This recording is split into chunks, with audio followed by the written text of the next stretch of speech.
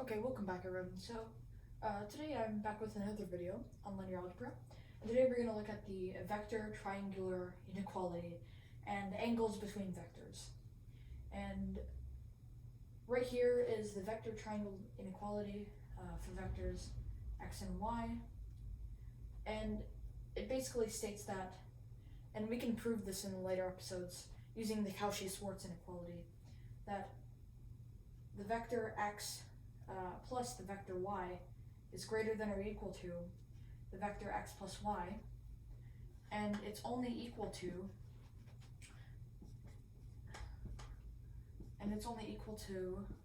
that. I'll write it out here. Only equals that. Sorry, I'm just writing this out. When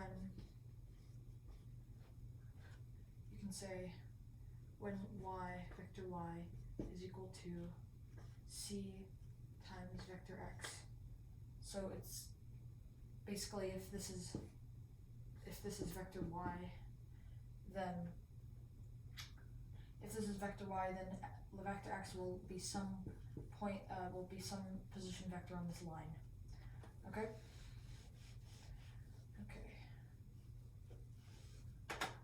So just wanted to make that clear. We'll go into more depth regarding that in later episodes. Okay. Now if only I could control Z this, because I wanted to add something. Because it's equal to that, because if, let's say this is vector y, or this is vector x, and this is vector y. Well, I'm going to make it more simple. This. So let's say this is vector x, this is vector y, and the magnitudes of these vectors is the length of these vectors, and obviously you can see that the sum of the magnitudes is literally equal to, if you sum these two, which is this, is equal to this magnitude. So that's the intuitive way of seeing it. Just wanted to make that quickly clear. And we're saying that vectors A and B are not equal to 0, and they're a member of the reals. Okay? My head just keeps getting cut off. Okay, so now let's just get started. So let's look at some arbitrary triangle. It doesn't necessarily have to be one with a right angle, otherwise it would be much easier. And let's say this is theta. And we're about to see a key point made here. It's important to understand this point. And let's say this is vector A, this is vector B. Nothing special here, right? And let's obviously say that this is vector A minus B, right? Because let's look at this visually again. If this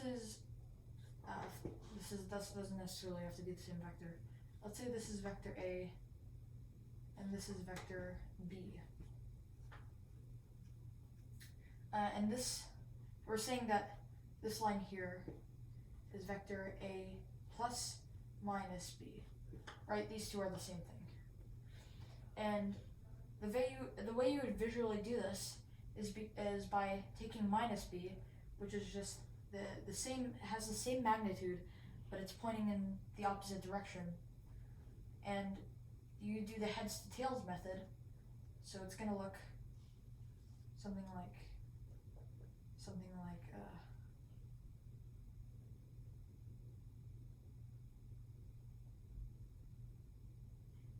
it's kind of hard to draw here. Something like this, right? These two lines look relatively parallel, and this is your vector A minus B. Sorry, this is hard to see. And that looks very similar to this one. Okay, well I'm getting a little bit off track here, but I want you to remember that from the past episodes. Okay, and the key point I want to make here is that this theta, we'll call it theta 1. Theta 1, and let's look at another arbitrary triangle. And let's say this triangle, this is just a normal triangle. It has scalar sides. So let's say this is side magnitude of vector A minus b, and this is side magnitude of vector A, and this is side magnitude of vector B.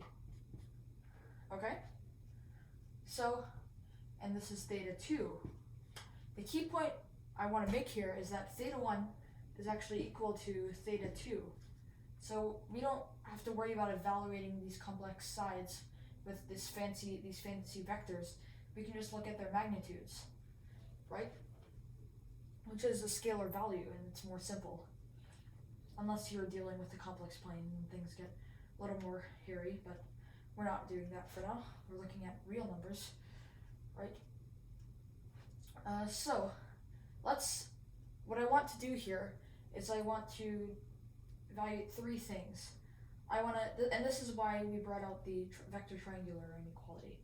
We want to find some valid sides for all of these, right? We want this to always be, for any a, b, and a minus b, we want this to always be a valid triangle, okay? So we make these three statements, or these three counter statements, okay? Firstly, it's the fact that vector A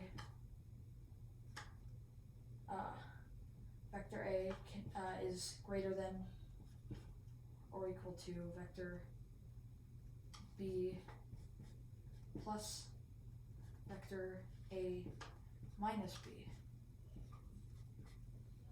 And this is false, right?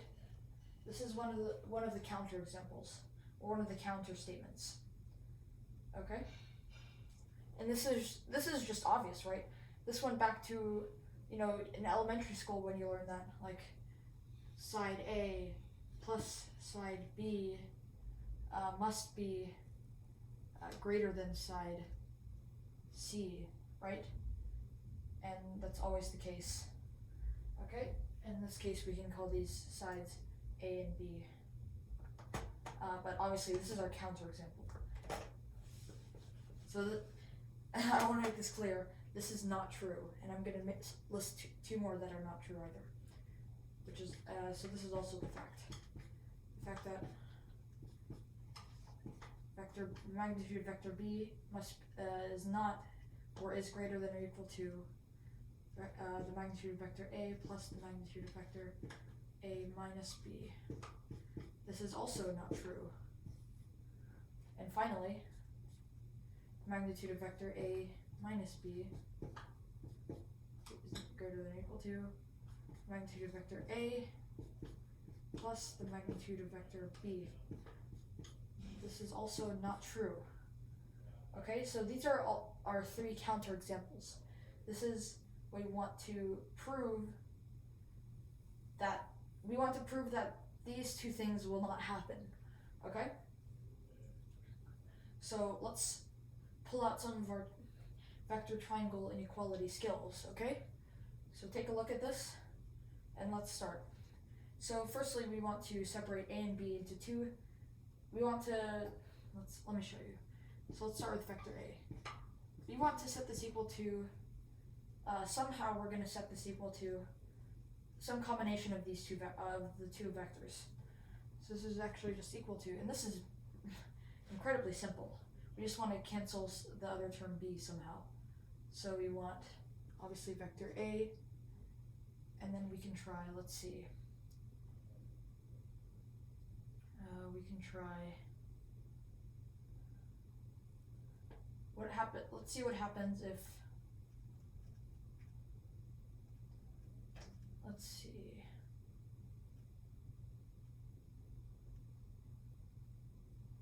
What we can do is we can just have vector A minus B plus B. Vector B, right?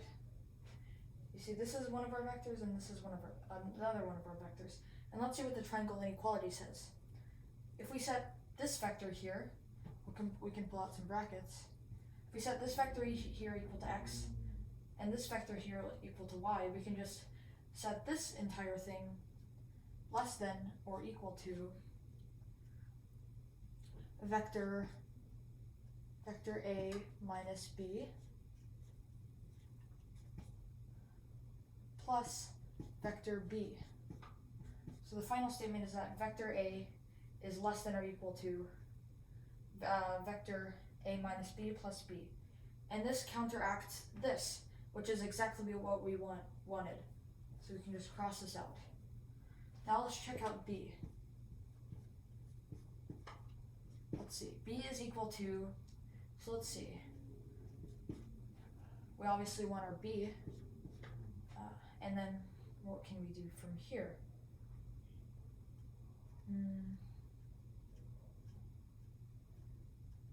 Minus.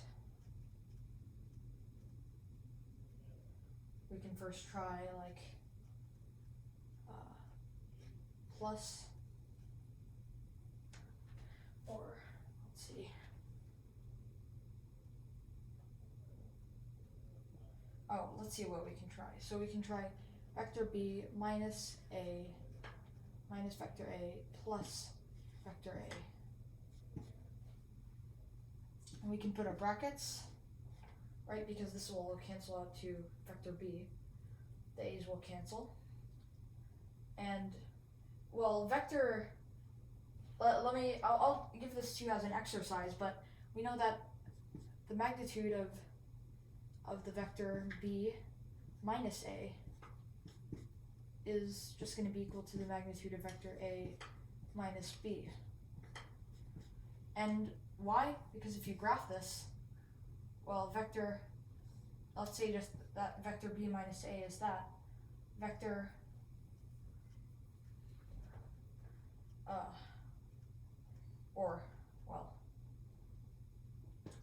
if we say that this is vector B or this is vector A, this is vector B, and this is vector A minus B, so this is vector A minus B, then vector B minus A, well, it's just the opposite. It's just this, right?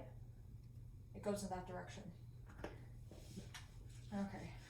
So it has the same magnitude, in other words, just a different direction. So I'll just get rid of this. We can finally put, or well, we still have a few more. Well, we still have one more after this. We can say that this is less than or equal to vector A minus B plus vector A. And final one, vector A minus B. Let's see what that's equal to.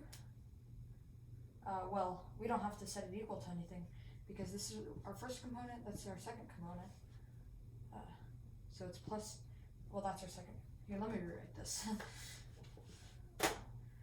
I'll write it like this. Vector A plus minus B. This is one of our components, and that's the other. And that's less than or equal to vector A plus, well, the magnitude of vector A plus the magnitude of vector minus B. And actually, that we can say that the magnitude of vector minus B is equal to the magnitude of vector B. For the same reason I said this is equal to this. Okay. And this just becomes, let's say the vector B. Okay. There we go. So now we've just disproven all of these things. So now we don't have to worry about that anymore. So now we get into the entertaining stuff. This was still entertaining, but you'll see that what we're about to do is going to be even more interesting. So let's clear some space.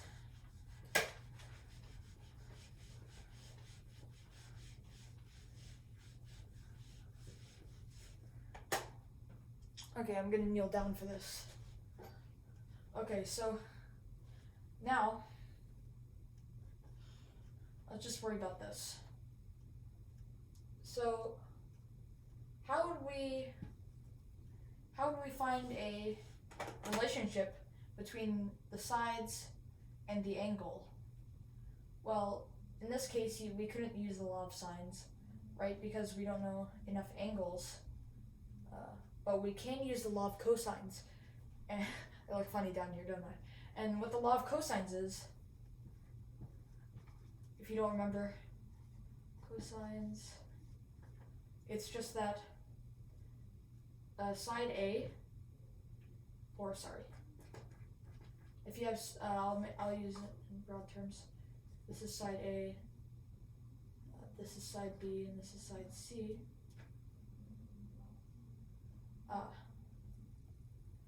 Then the law of sine states that c squared equals a squared plus b squared minus 2ab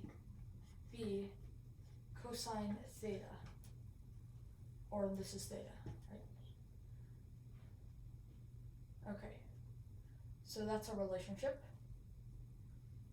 Okay, so now we can just plug in values. This is c here.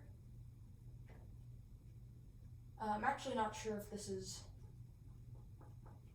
side B and this is C. We'll just go with this one for now, and we'll see if that's wrong later. And by the way, this relationship will be important. The fact that if you take some vector x and the magnitude of that squared, that's going to be equal to x dotted with x. Okay, so that's going to be a key relationship here, and we proved that in the last video. It was a trivial proof, but it was still a good proof. A good proof. Okay, so let's do it. So let's plug in c for this value here, and a for that value, b for that value, etc. Okay, so c here, it's just going to be squared is equal to the magnitude of a vector a squared plus magnitude of vector b squared minus 2 times vector magnitude of vector a times the magnitude of vector b times the cosine of theta. So that's, theta 2. Okay. We'll just use theta. We'll just use theta. We'll just say that equals theta. Okay. So now that we can easily do some simplification here.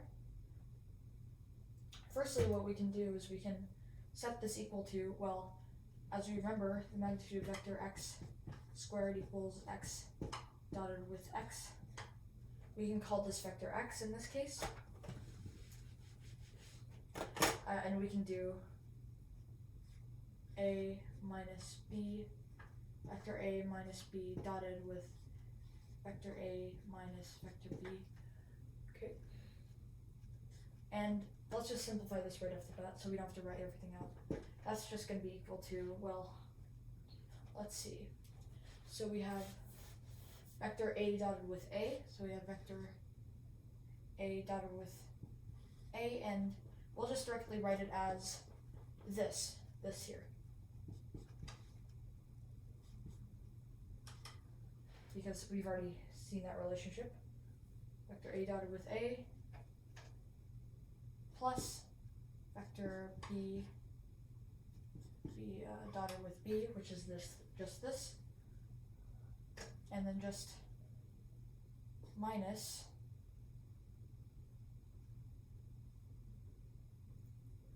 looking here, minus 2 vector a dotted with vector b. Okay, and there you go. So now let's just plug in for that value. So we have vector, and we can easily just, firstly I'll just do this, cross cancel this. Okay, and then we can also cross cancel the negative 2. Alright, and finally we get vector a dotted with vector b equals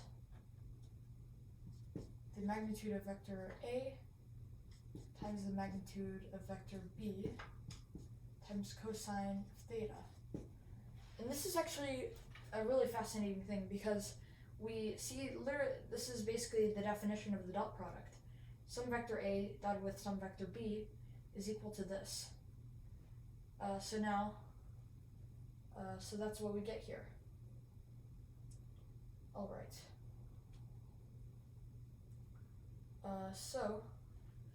That is actually your relationship between angles. Okay, and you can easily isolate your angle by dividing by this, dividing by the magnitude of vector A times the magnitude of vector B, and taking the inverse cosine of both sides, and you get your angle. Okay. So that's actually basically it. We've just gotten a very nice relationship. So you can just plug in any value of vector, assuming that they're non-zero, any value of vector A and vector B, and you get your cosine of theta, right? Take the inverse cosine of that, and you get your answer. This is just a simpler form, right? And there you have it. And let me just show you why they have to be non-zero. Since if you plug in 0 for either A or B, well, you can see that the cosine, your angle will be undefined. It will just be 0. So you won't get any useful angle information. And, well, I was going to discuss orthogonality today, and perpendicular vectors, right? But we're obviously running low on time, so hopefully you enjoyed this video. I think it was very interesting. I think it was very, this was one of my favorite parts of linear algebra by far. The relationship between the law of cosines and angles between vectors, and dot product between vectors. It's really cool. So hopefully you enjoyed, and have a nice day. Bye.